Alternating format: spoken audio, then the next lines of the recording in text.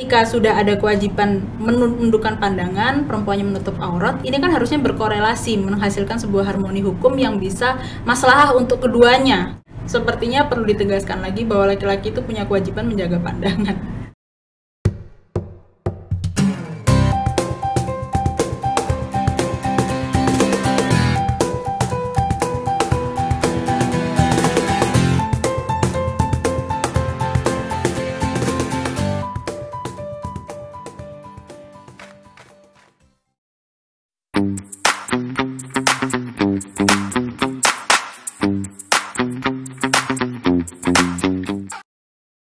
Assalamualaikum warahmatullahi wabarakatuh. Teman-teman semuanya, penikmat channel Kopi Panas, ya terima kasih sudah kembali bergabung kita di program yang mungkin sangat dinanti. Terima kasih semuanya, dalam kurun sekian hari sudah mencapai ribuan viewer. Terima kasih semuanya, terima kasih sudah support kami sekali. Oke, kita kembali di program kafe kita, Cakap Fenomena dan Fikih Wanita. Kali ini kita lagi kedatangan tamu yang sangat istimewa sekali. Kalau beberapa waktu yang lalu mungkin kita mengungkap fikih sendiri, kemudian fenomena terkini juga sendiri, fenomena hati yang terkini. Nah, tapi kali ini kita dapat paket lengkap. Beliau seorang Ning yang sangat berwawasan terbuka sekali, fenomena kena, tapi sisi fikihnya juga oke. Beliau mantap di keduanya. Siapa lagi kalau bukan? Assalamualaikum Neng Imas. Waalaikumsalam. Alhamdulillah, suatu kehormatan bagi saya. Kehormatan Seseorang juga bagi yang saya. Masya Allah, yang saya tidak pernah bosan untuk ngintip highlightnya setiap hari. Ya Allah, Masya Allah. Dan sepertinya harus rajin-rajin bikin konten sih sebenarnya. Iya betul. Memang itu PR-nya. Ya, sangat saya tunggu. Kalau ada beberapa hari saja jenengan tidak, saya akan jadi remindernya jenengan sepertinya. Haus nih, butuh nih gitu. Jadi Bukan malah bosan ya? Oh, jadi seperti sebuah keharusan untuk mengintip jenengan setiap hari. Oh, Masya Allah. Terharu ini saya jadinya. Neng Ima, saya semakin kesini melihat bagaimana jenengan membahas terkait dengan fikih, mengupas tuntas tentang berbagai fenomena macam-macam dan sebagainya. Bahkan di highlight sendiri ya, child free ya. Betul. Child free, kemudian gender yang tidak ada kunjung habisnya itu. Iya, sampai 3. Ya, sampai berjilid-jilid ya. Itu mungkin akan berlanjut juga. Dan teman-teman, kali ini saya kira tidak akan bosan karena ini juga sepertinya saya sudah menganalisa ini dan tidak ada di highlightnya Neng Imas ini ya. Jadi kita hari ini membahas tentang aurat perempuan dan transgender. Ya, transgender. Seru sekali. Kayaknya ini tema yang belum pernah disentuh ya Neng? Belum pernah, dan sepertinya ini masih bukan saru ya mungkin, tapi apa ya, kayak termasuk sesuatu yang masih sangat sensitif untuk disentuhkan dari kalangan pesantren ya. Betul, iya. Sepertinya begitu. Padahal fenomenanya ada. Ada? Fenomenanya adakah? Ada. Ada, cuma belum ini ya, jarang terpublish lah ya, mungkin di daerah pesantren seperti itu. Oke, Ning, beberapa hari yang lalu saya atau mungkin ya lebih tepatnya ada sebuah fenomena asik ini ya. Bahkan waktu itu saya masukkan ke story saya mengenai, kalau kemarin mungkin teman-teman pada ngerti ada pernikahannya Ria Ricis itu ya mungkin ya teman-teman ya. Tapi yang saya underline itu di situ ketika ada berita seorang kakaknya inisialnya OSD itu ya, Oki, Ustazah Oki ya mungkin kalau dikenal itu ya, sampai menjaga aurat adiknya segitunya. Apa juga pernah jenengan lihat beritanya itu? Jadi ketika proses pernikahan, foto dan sebagainya, kemudian Oki menutupkan pakaian adiknya karena sempat tersingkap auratnya, terlihat sedikit. Bagian mana? Kaki. Oh, Jadi sedetail itu dia melihat aurat, memantau aurat adiknya. Jadi Neng Ima sebenarnya supaya kita nggak salah dulu ya, nggak salah pemahaman dulu, mungkin berangkat ke arah-arah yang lebih deep terkait dengan transgender. Aurat perempuan itu sebenarnya bagaimana jenengan memaknai aurat perempuan untuk saat ini seperti ini. Oke, jadi di era fashion yang mungkin sudah semakin berkembang. Betul. Jadi mungkin kita bisa melihat pertama di kacamata fikihnya terlebih dahulu, karena kita adalah orang yang bermadhab dalam artian tidak langsung menukil dari Al-Quran ataupun hadis, yang tentunya sangat sulit sekali, dan kapasitas kita hampir membahayakan jika menukil sesuatu langsung dari sumbernya tanpa ada ulama-ulama yang kita ikuti terlebih dahulu. Jadi memang kita sangat familiar dengan madzhab 4, yaitu madzhab Syafi'i, Hanafi, Hambali, dan juga Imam Malik. Betul. Di sini memang mayoritas ulama Indonesia mengarahkan kepada fikihnya Imam Syafi'i. Jika ditilik dari fikihnya Imam Syafi'i, memang aurat perempuan itu di luar sholat seluruh tubuh kecuali wajah dan juga telapak tangan.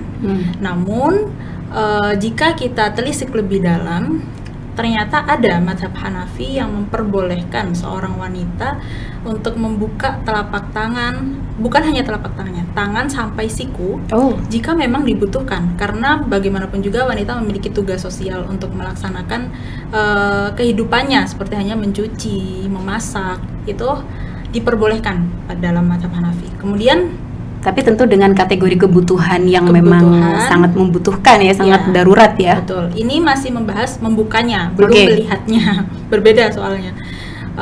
Membuka bagi seorang wanita yang memang membutuhkan atau dibutuhkan untuk dibuka karena di situ memiliki kebutuhan seperti halnya memasak dan mencuci, itu diperbolehkan sampai siku, batasnya pada mazhab Hanafi. Kemudian jika kaki itu sampai betis. Gitu. Jadi kalau misalnya tersingkap gitu ya. Karena di sini kan orang itu kalau berjalan kadang hujan, itu sulit ya untuk mengkondisikan supaya aurat tertutup sempurna, itu sulit. Sehingga makanya di Indonesia ini banyak sebetulnya yang mengikuti mazhab Hanafi, bukan banyak lagi, memang rata-rata mengenai aurat kita mengikutinya pada mazhab Hanafi. Namun banyak yang tidak mengetahuinya itu. Apa boleh begitu, Neng? Boleh. Maksudnya mencampur karena imam dalam ini bukan termasuk taklid yang diharamkan, karena bukan dalam hal ibadah.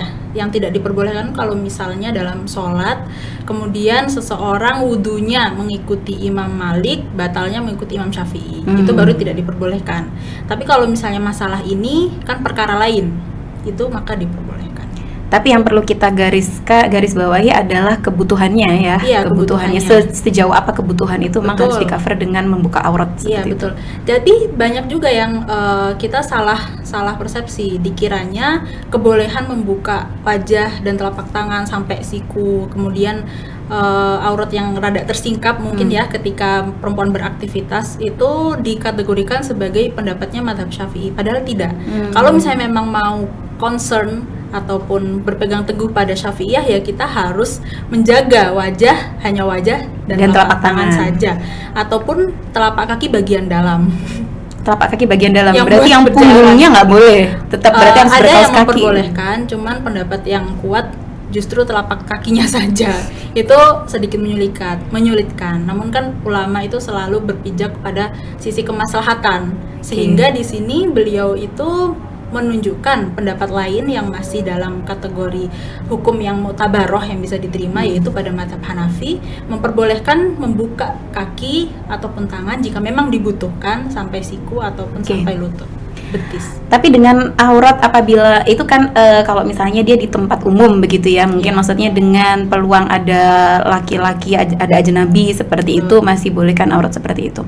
Tapi kalau misalnya ada ndak memang spesifikasi ketika ada perempuan dengan perempuan, aurat yang boleh terlihat itu sejauh ini loh gitu? Kalau perempuan dengan perempuan itu baina surah wa rukbah. Seperti auratnya laki. Iya, seperti ketika auratnya kepada mahram itu baina surah wa rukbah, hanya pusar sampai lutut saja, sesama perempuan. Itu boleh melihatnya. Namun ketika di bawah itu tidak diperbolehkan. Maksudnya dalam lingkup baina surah wa rukbah tidak diperbolehkan untuk melihat meskipun sesama perempuan. Oke. Tapi yang jelas dari semua madhab sepakat bahwa memang perempuan harus menutup aurat. Tentu, seperti itu ya. Konsensus madhab memang menutup aurat termasuk rambut. Oke. Tapi kalau misalnya nih ya, antara menutup aurat dan dikaitkan dengan perempuan yang tidak menutup aurat itu adalah pemantik syahwat, bagaimana nih? Kalau misalnya bicara soal syahwat, berarti kan ada dua kubu. Ada perempuan yang membuka, ada laki-laki yang melihat. Oke. Ini hukumnya berbeda. Perempuan kalau misalnya dia ini sudah sesuai syariat, dalam artian dia sudah menutup dan membuka bagian-bagian yang diperbolehkan dan menutup bagian yang tidak diperbolehkan, mohon maaf, membuka yang diperbolehkan, menutup yang tidak diperbolehkan. Kok laki-lakinya ini masih saja tidak bisa menjaga pandangannya, karena selain kewajiban menutup aurat, bagi perempuan, bagi laki-laki ada kewajiban namanya menundukkan pandangan.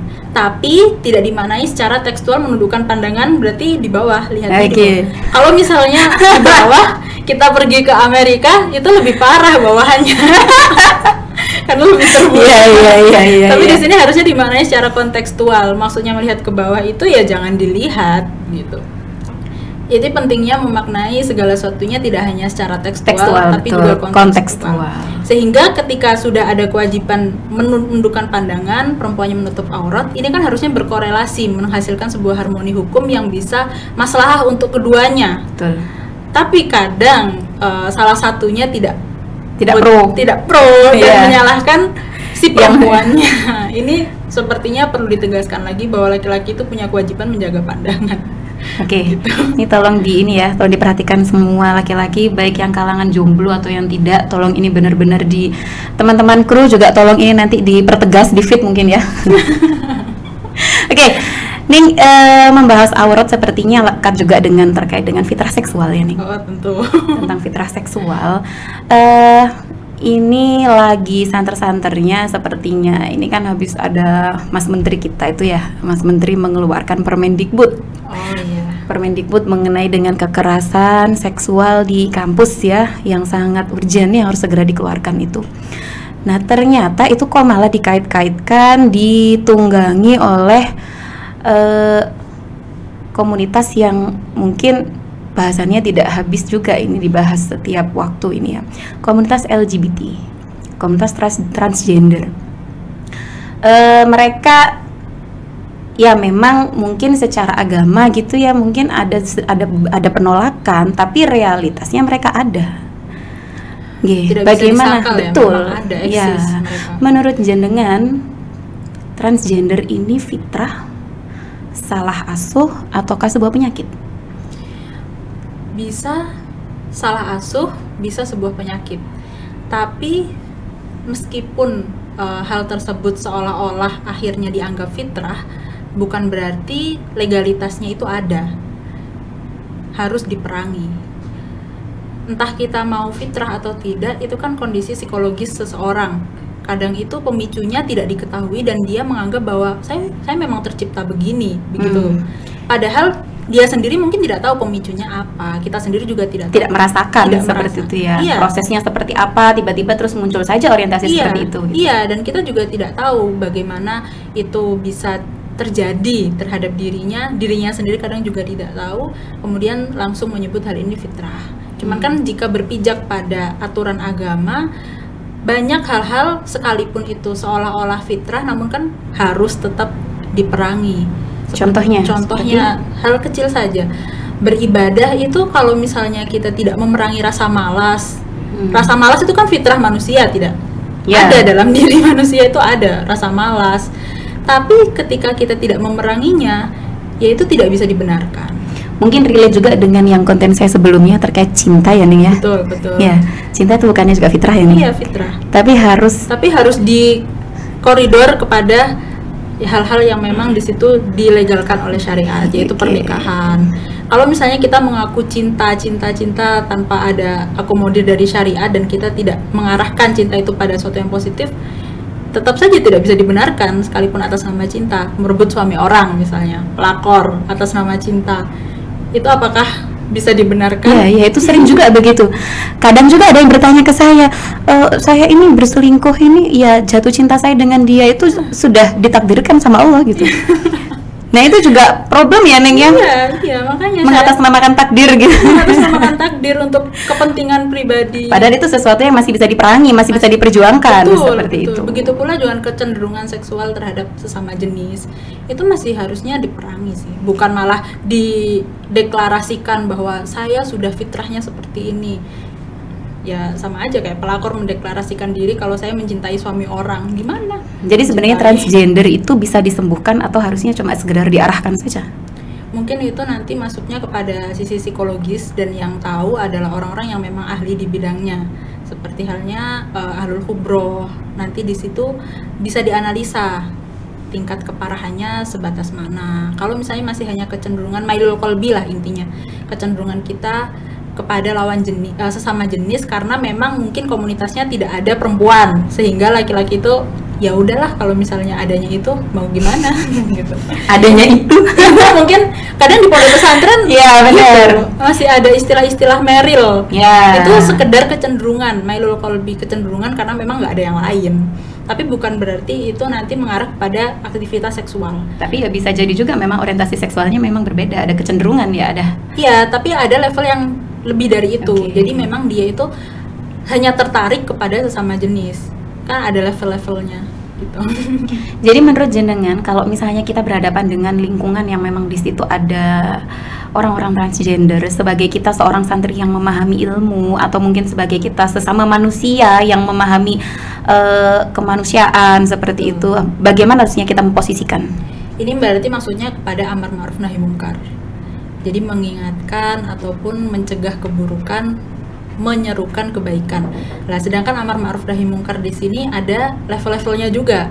Ada kalanya amar ma'ruf nahi munkar itu untuk kepada orang yang memang memiliki kekuatan, seperti halnya pemerintahan. Jadi bisa menggunakan tindakan, kebijakan, larangan, bikin undang-undang. Peraturan. Iya, itu kan otoritas pemerintah. Itu amar ma'ruf nahi munkar melalui tindakan yang dibebankan kepada institusi pemerintahan. Tapi ada juga amar ma'ruf nahi munkar melalui ucapan. Ini tugasnya dai-dai itu, para pendakwah, para kiai, para mubalighin, mubalighot. Ini memang bisa mengingatkan saja, karena otoritasnya tidak sampai bisa mampu atau membuat sebuah tindakan nyata untuk menghapus kemungkaran. Kemudian ada juga yang paling lemah ini adalah ingkar di dalam hati, atau sekedar hanya bisa tidak cocok saja, merasa kurang pantas, tanpa ada penolakan apapun, gerakan nyata untuk karena tidak mampu, kurang mampu. Di sini dikatakan sebagai doif, orang yang doif, yang lemah untuk menghilangkan kemungkaran atau menyerukan kebaikan. Jadi kalau misalnya kita ini ingin menyuarakan hal-hal baik, kita lihat kondisi kita dulu, kemudian kita cocokkan bagaimana nih caranya sekiranya saya itu bisa menyampaikan kebenaran tanpa adanya sebuah kemungkaran, ataupun tanpa adanya sesuatu atau tanpa menimbulkan kerusakan lainnya. Iya, karena itu memang harus diantisipasi. Sisi kemaslahatan dalam beragama itu sangat diutamakan, karena memang pada dasarnya agama itu harusnya ramah untuk seluruh manusia, rahmatan lil alamin gitu. Tapi yang mohon maaf ya, yang terkait dengan ulama-ulama yang mungkin menasehati, ini ada fenomena pesantren yang mengakomodir waria. Oh, masya Allah. Saya baru dengar ini. Ini kalau nggak salah daerah Jawa Tengah nih, di Oh. daerah Jawa Tengah ya. Jadi mengakomodir waria. Nah ini mungkin ya kalau kita mendengar mungkin ini kontradiktif ya. Tapi kalau misalnya dari sisi kemanusiaan yang berbicara, ini kan Hak asasi manusia begitu ya. ya, karena mohon maaf, ini memang cukup meresahkan. Ini adalah salah satu permintaan ya dari teman-teman muda, teman-teman kampus, apalagi yang diaktivis di kampus, karena mereka cukup bingung juga.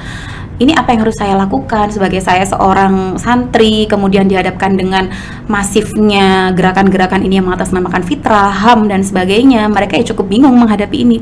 Kemudian ada lagi yang muncul sekarang, klub queer muslim nih.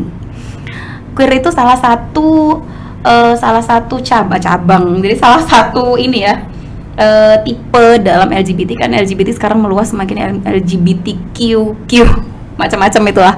Jadi queer itu mungkin lebih ke panseksual gitu. Jadi mereka tidak mau dianggap di homo atau di hetero, tapi mereka baik bisa dimanapun, bisa seperti dimanapun. Itu. Nah, karena menganggap itu hak asasi manusia. Ya, tapi yang menjadi titik tekannya adalah klub queer muslim. Wah, ini mengatasnamakan agama untuk melegalkan nafsu. Iya, bahkan kalau misalnya sering dilihat di di TikTok dan sebagainya seperti itu, kan mulai muncul, mereka mulai banyak masif sekali membuat video-video nih. Ini mungkin Bagaimana transgender dalam kacamata fikih atau mungkin di Al-Quran itu seperti apa? Sebetulnya ini larangan keras kalau di Al-Quran, seperti halnya kaum Sodom, kaumnya Nabi Lut. Itu di Al-Quran disebutnya khobisin, hal yang sangat tercela. Fahishun, mujrimin, itu adalah sebutan-sebutan bagi orang yang menyerupai kaumnya Nabi Lut. Kemudian juga kita tahu dalam ayat Al-Quran disebutkan bahwa seorang laki-laki itu dilarang untuk mendatangkan syahwatnya kepada selain perempuan. Ayatnya sudah jelas lah, dalil yang sudah jelas, nas syariat yang memang sudah bahasanya itu eksplisit, gamblang, itu tidak bisa ditakwil lagi. Jadi tidak perlu dimaknai lagi. Perlu dimaknai lagi karena sudah jelas. Di situ tidak boleh diganggu gugat. Dalil akli, ketika dalil naklinya itu sudah soreh ataupun sudah spesifik, maka tidak boleh lagi kita menggunakan mafhum mukhalafah ataupun digiring-giring. Itu tidak diperbolehkan, sehingga bahaya sekali orang-orang yang menggunakan Al-Quran untuk kepentingan pribadinya itu. Tapi memang bahasa mereka itu kadang meyakinkan kan, maksudnya saya tidak pernah ingin diciptakan seperti ini kan, begitu ya. Banyak hal yang kita tidak inginkan dalam hidup, tapi bagaimanapun juga harus diperjuangkan untuk menjadi orang yang lebih baik kan ya. Tidak harus selalu dituruti. Kalau misalnya saya malas misalnya, ya udah saya orangnya malas aja, nggak peduli. Nggak boleh diperjuangkan maksudnya. Terus kalau misalnya ada bahasa hunsa itu berarti memang ada kalanya dalam kitab ini literasi fikih dalam Fathul Qorib yang saya pelajari, bab ubudiyah itu memang kan dikategorikan ada laki-laki dan perempuan. Kemudian ada juga yang hunsa. Hunsa di sini ada kecenderungan, ada kalanya yang cenderung laki-laki. Jadi dia memang memiliki dua kelamin, namun yang aktif itu hanya salah satunya saja. Jadi kecenderungannya itu kepribadiannya, karakternya, semuanya mengikuti. Tapi maaf, ini kelamin ya, bukan orientasi seksual. Iya, bukan. Ini kelamin. Kelamin ya. Ke laki-laki. Memang dia memiliki atribut perempuan yang di dada itu memiliki, kemudian tapi dia kecenderungannya pada laki-laki, maka hukumnya dia mengikuti kecenderungan dia, meskalipun seksualnya ada dua misalnya, ada untuk laki-laki dan perempuan. Ada kalanya misalnya dia ini di tengah-tengah, jadi dia orientasi seksualnya itu terkadang laki-laki, terkadang perempuan, karakternya juga berubah-ubah. Ya mungkin seperti yang tadi queer itu tadi ya. Betul, ya.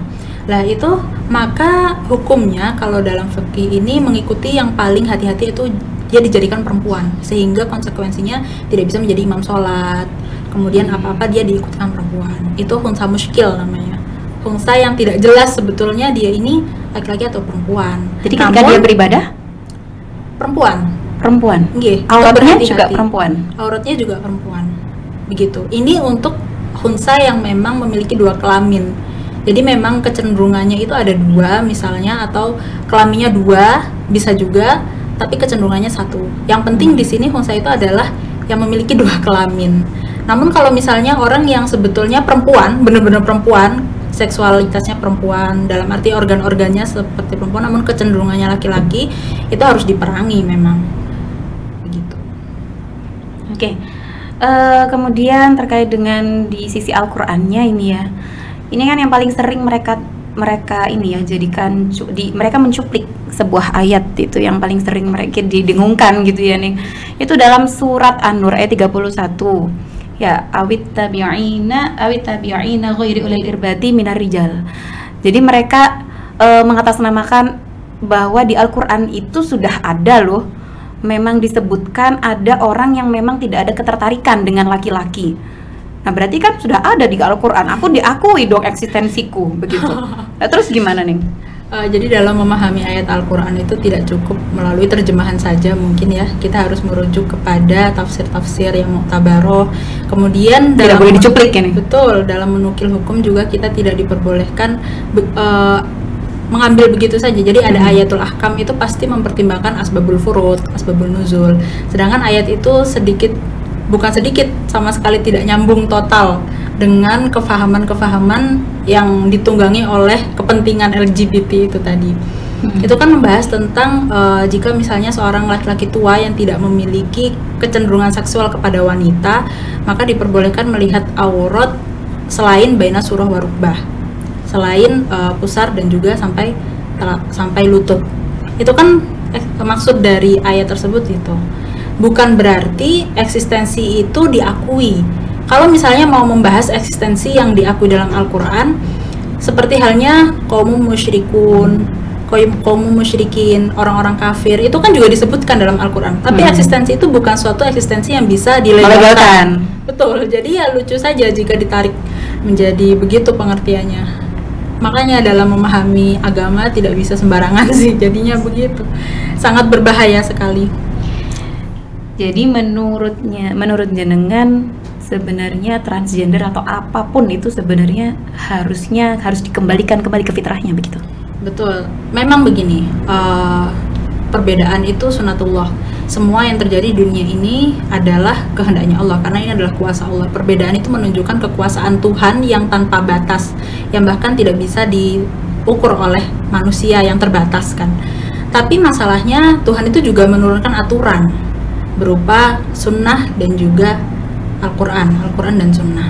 Di sini kita dituntut untuk memiliki komitmen dalam mengikuti aturan Tuhan melalui Al-Quran dan sunnah tersebut. Sehingga jika kita bicara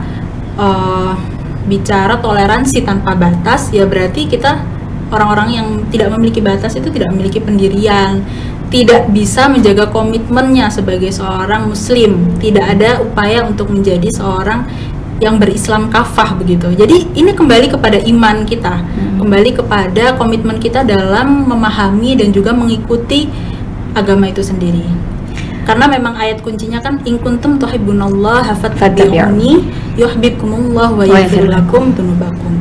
Jadi fattabi'uni, ikutilah Rasul, ikutilah ajaran Islam itu, ikutilah, maka kamu itu akan selamat, akan dicintai oleh Allah, akan diampuni dosanya. Berarti sejauh apa kita boleh menolerir kaum seperti itu? Sejauh apa kaum LGBT ditolerir? Ya kan katanya tadi kan kita ini ada sisi manusianya juga, kita harus betul. menolerir ke sisi kemanusiaannya kan seperti itu. Tapi meskipun ada penolakan seperti itu, karena memang kalau misalnya kita lihat di prosentase yang ada di survei seperti itu, memang ya miris juga, mereka merasa keberadaan mereka sangat ditolak, karena mereka juga untuk melakukan penolakan atas diri mereka juga, mereka harus perang kan seperti itu, harus memerangi diri mereka sendiri, harus berproses seperti itu. Jadi mereka bahkan sering menerima kekerasan dari kekerasan sosial, kemudian diskriminasi ekonomi dan sebagainya. Itu kan mereka sering menerima itu. Jadi sebagai kita orang yang ngerti lah, kita sebagai orang yang ngerti agama tapi juga kita paham sisi kemanusiaan itu seperti apa? Jadi memang dalam prinsip bersyariah itu kan ada prinsip bertauhid, prinsip beragama, ada prinsip bertauhid, bersyariah dan berakhlak. Ini ada kalanya bertauhid, bersyariat dan berakhlak. Lah berakhlak di sini meliputi segalanya. Sekalipun pada perkara yang mungkar, akhlak itu harus digunakan untuk bahkan mengingatkan seseorang, kata-kata yang lembut, tidak menyakitinya, tidak memberikan doror kepada orang yang kita serukan kebaikan. Akhirnya sebetulnya ini masalah bagaimana cara penyampaian stigma-stigma di masyarakat ini yang negatif, mungkin karena akhlaknya saja kurang dipakai untuk merangkul orang-orang yang seperti itu. Kayak orang kiai yang dulu waktu itu kan lagi viralnya berdakwah di Gang Doli misalnya, kan seperti itu lah. Kalau misalnya bukan dia, terus siapa yang berdakwah gitu? Iya betul, justru itu kan suatu gebrakan yang cukup berani. Tidak semua orang berani menanggung resiko dari stigma masyarakat. Lah kalau misalnya akhlaknya ini sudah aktif, insya Allah segala sesuatunya bisa digiring secara pelan-pelan. Nabi juga ketika memberikan tauhid di dalam hati para sahabat-sahabat itu kan menggunakan akhlak yang mulia. Namun bukan berarti akhlak di sini, toleransi ini bisa menyalahi aturan syariat. Jadi ada kalanya kita tetap menghormati, seperti halnya orang-orang yang lintas agama dengan kita, perbedaan keyakinan, kita wajib menghormati. Tapi kita tidak bisa membenarkan serta-merta ajarannya, tidak bisa membenarkan penyimpangannya. Ini hanya masalah bagaimana meregulasi hal tersebut. Jadi memang harus pakai akhlak. Kadang kan orang ini kurang bisa meregulasi emosinya. Jadi ketika menyampaikan sesuatu dengan keras, dengan ekstrim, lah itu bahayanya. Sehingga ketika kita mengajak pada kebaikan dengan cara yang tidak baik, dengan cara yang keras, itu justru akan menimbulkan kemungkaran yang lebih besar daripada kemungkaran yang kita antisipasi di awalnya. Begitu juga LGBT merasa tidak diterima, akhirnya dia bikin komunitas sendiri. Padahal mereka juga butuh bantuan. Pada dasarnya sisi kemanusiaan itu dia hanya ingin diterima, loh saya itu berbeda, saya juga ingin normal, tapi saya tidak tahu bagaimana caranya. Tapi karena justru banyak yang anti sama mereka, terus siapa yang mau berubah mereka seperti betul, itu kan? Iya. Jadi bagaimana ini seharusnya yang begitu dirangkul. Memang tapi yang merangkul harus iya, ada kualifikasinya sendiri juga. Iya, betul. Makanya memang berat. Amar ma'ruf nahi munkar itu berat. Jadi ya itu tadi, masuknya kepada prinsip berakhlak. Prinsip berakhlak digiring kepada prinsip bersyariah. Bukan berarti toleransi itu bisa melanggar syariat. Itu tidak bisa. Tapi ketika transgender masuk ke pesantren? Dalam artian gimana? Kaum transgender kemudian ingin berubah tapi di pesantren bagaimana? Ya itu otoritasnya konstitusi tersebut, lembaga pesantren tersebut kebijakannya bagaimana. Seharusnya kalau misalnya cukup bijaksana mungkin bisa memberikan fasilitas, tapi fasilitas itu juga tidak semudah itu kan ya. Kadang kan orang-orang itu kita menjaga santri-santri yang lain begitu. Darul Mafasid nih. Iya, Darul Mafasid muqaddam ala jami. Jadi memang dibutuhkan orang-orang yang memiliki concern di bidang itu untuk menyelamatkan supaya bisa kembali ke fitrahnya, tapi tetap merasa diterima. Jadi memang komunitas seperti itu tidak harus dimusuhi secara verbal. Mungkin supaya bisa membuat diri mereka itu merasa diterima, tapi juga bisa menggiring mereka kepada prinsip syariah yang kafah begitu. Jadi memang sebenarnya LGBT ini final memang di agama itu ditolak. Tapi tapi secara akhlak itu memang bagaimanapun bentuknya manusia tetap bisa kita harus menyadari eksistensinya ada. Iya, tetap bisa diharapkan kebaikannya manusia itu bagaimanapun bentuknya. Makanya kenapa Nabi itu diturunkan untuk menyempurnakan akhlak manusia. Oke, Neng, mungkin saya tadi agak tergelitik sedikit mungkin terkait dengan tadi ya yang tadi kita menyetir tentang awit tabiin. Nah itu tadi di situ tadi jangan menyebutkan terkait dengan itu ayat tentang seorang laki-laki yang sudah tua yang ada beberapa toleransi terkait dengan melihat aurat perempuan kan seperti itu karena dia sudah tidak punya ketertarikan. Sedangkan fenomena yang terjadi malah tidak seperti itu, ternyata tidak ada batasan umur terkait dengan ekspresi seksual seseorang. Bahkan mohon maaf untuk anak kecil saja yang masih belum balik saja sudah ada terjadi beberapa kekerasan seksual dan sebagainya. Kemudian yang sudah tua pun seperti itu. Apakah sekarang fikih berubah? Oh tidak, sebetulnya kalau fikih itu sudah memilah-milah bagaimana. Ibaratnya kalau sekarang mungkin bisa dinamakan sex education begitu ya.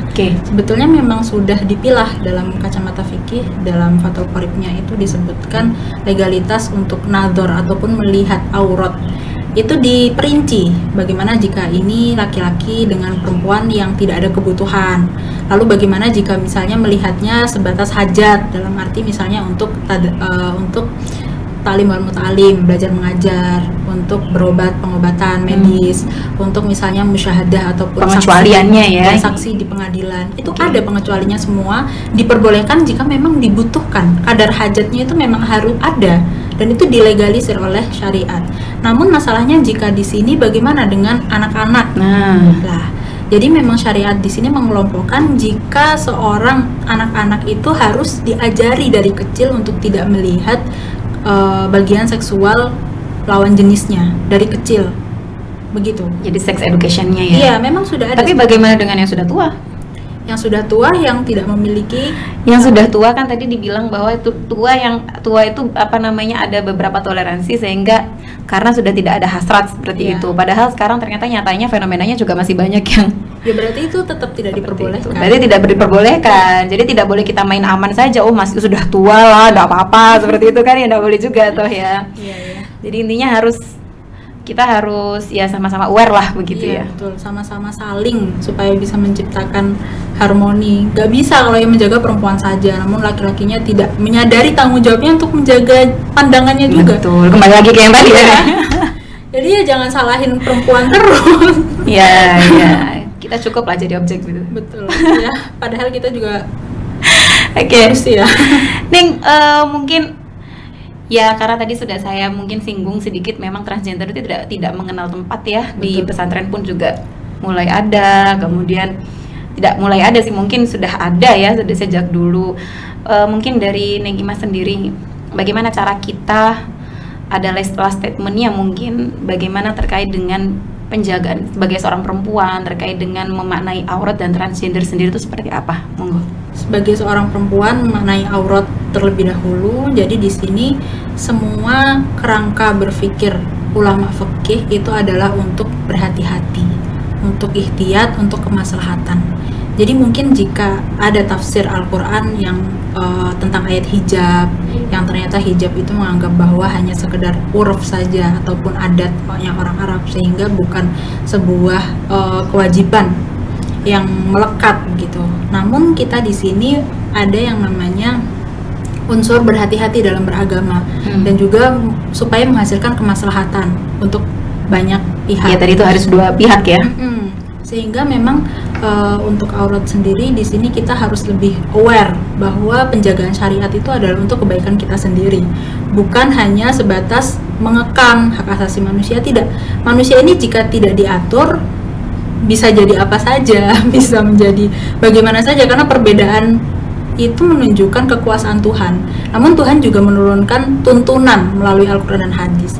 Dan Al-Quran dan hadis di sini banyak sekali diolah oleh ulama supaya kita bisa berislam secara kafah, hati-hati, ihtiyat, dan insya Allah semoga bisa mendapatkan ridha Allah begitu. Jadi memang komitmennya harus ditinggikan lagi, dinaikkan lagi begitu.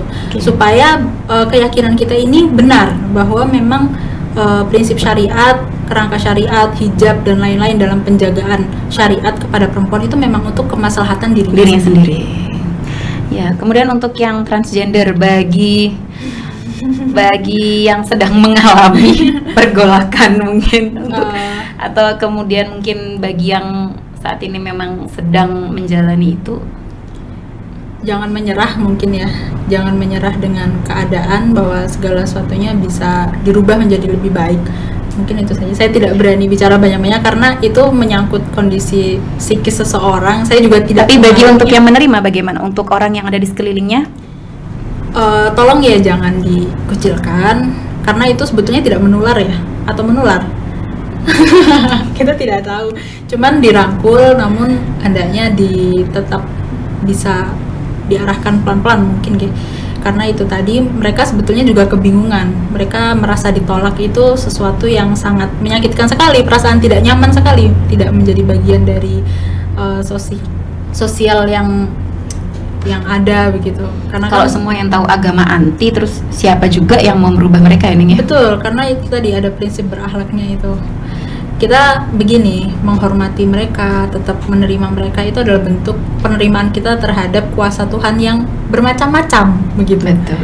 Jadi diniatkan begitu, akhirnya kita lebih mudah untuk menerima perbedaan. Ikhtilafur rahmah ya, Neng. Betul. Jadi kita intinya mungkin bukan menghormati apa yang sekarang mereka sedang yakini, tapi menghormati siapa penciptanya gitu. Betul, ya. Betul, harus ada begitunya. Kalau tidak nanti kita patah arang ya. Betul. Apa saya melakukan ini gitu, sedangkan kita tahu itu tidak benar. Tapi kalau misalnya ada ke atasnya itu lebih mudah sih. Yang terakhir mungkin dari saya, surga saja bagi kita tidak pasti, kenapa kita harus terlalu bingung dengan neraka orang. Terima kasih. Terima kasih teman-teman, terima kasih Neng Imas, terima kasih sekali sudah hadir, sangat memberikan pencerahan sekali. Teman-teman aktivis monggo merapat, silahkan tonton podcast ini karena memang ini by case, by problemnya kalian semua ini sepertinya. Semoga perjuangan kalian gimana Neng? Semoga perjuangan untuk dimudahkan oleh Allah ya. Terima kasih dari saya. Wassalamualaikum warahmatullahi wabarakatuh. Waalaikumsalam.